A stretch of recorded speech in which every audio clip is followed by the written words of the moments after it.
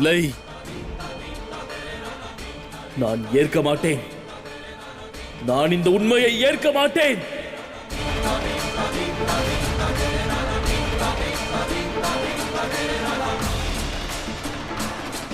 இவர் என் தந்தையாக இருக்க வாய்ப்பில்லை. இவர் என் தந்தை இல்லை.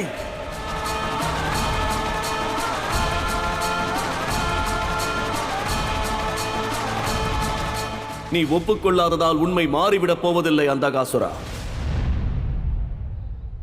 உண்மை அதுதான்.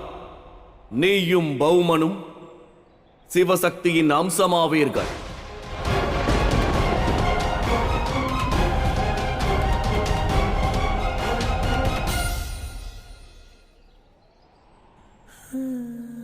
பௌமன்,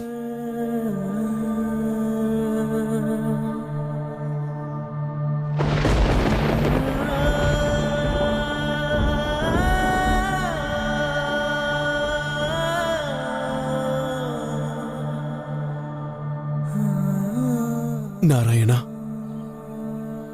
இதுவே உண்மை என்றால் நானும்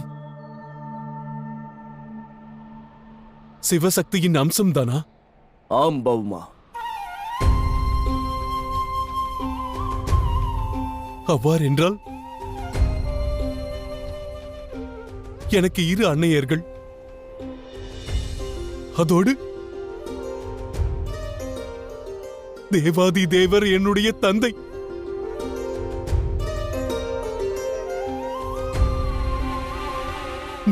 நான் தன்னியனானேன். என் வாழ்க்கை பூரணமானது.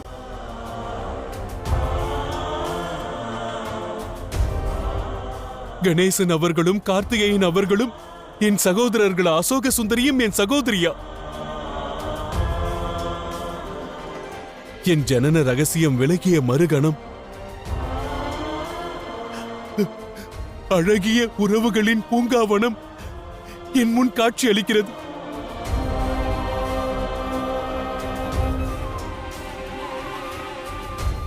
சகோதரா, சகோதரா, கேட்டீர்களா? நாம் இருவரும் சிவசக்தியின் அம்சமாவோம். அவ்வாறு என்றால் நாம் இருவரும் மூவுலகத்தின் அதிபதிகள். இனியும் தங்களுக்கு என்ன தேவை? வேறு என்ன தேவை அண்ணா?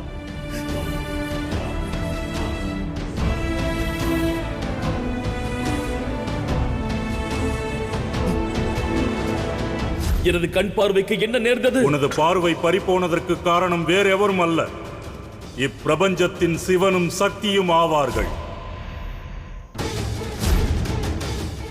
நிறுத்துங்கள்! நீதான் அந்த அந்தகாசுரனா? பிறக்கும் பொழுதே கண் பார்வையை இழந்து பிறந்தவன்.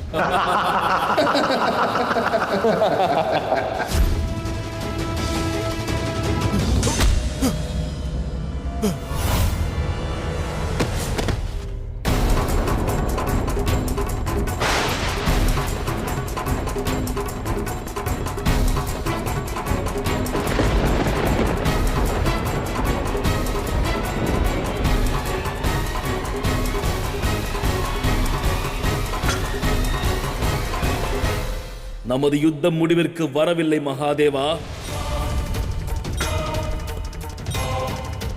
தாக்குதலை எதிர்கொள்ள தயாராக இருங்கள்.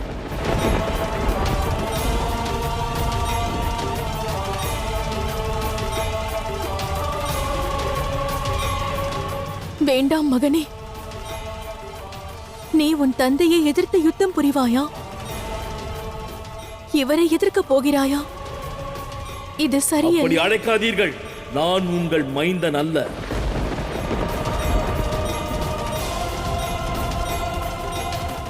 அன்னை தித்தியின் கருவிலிருந்து ஜனித்த இந்த அந்தகாசுரன் இந்த சிவன் மற்றும் சக்திக்கு எந்த விதத்திலும் சொந்தம் அல்ல.